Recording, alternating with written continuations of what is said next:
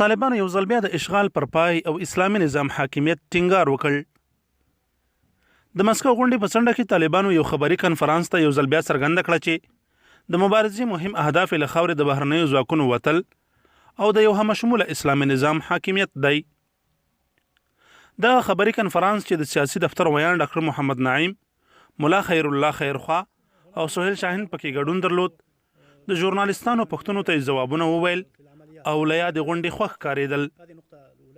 ډاکټر محمد نعیم د چین، پاکستان، روسیې او امریکا هغه اعلامیې ته په اشارې وویل چې د امارت بیا راتګ سره پکې مخالفت ښودل شوی و. اعلامیه کې چې څه راغلي د منلو وړ نه دي. موږ افغانان په ګډه د نظام نوعیت ټاکو، پردیو ته اجازه نه ورکوو چې موږ ته د نظام خوښونه وکړي.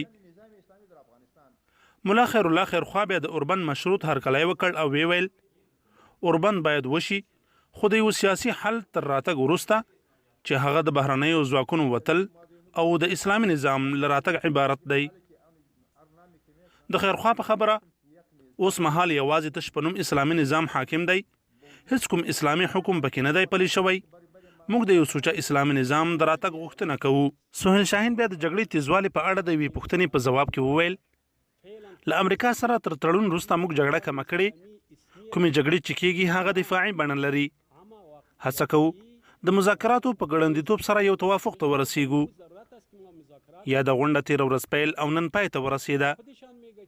د غونډې ګډونوال وایي د عمومي مجالسو ترڅنګ د احزابو تللي پلاو طالبانو سره خصوصي غونډې هم ترسره کړي.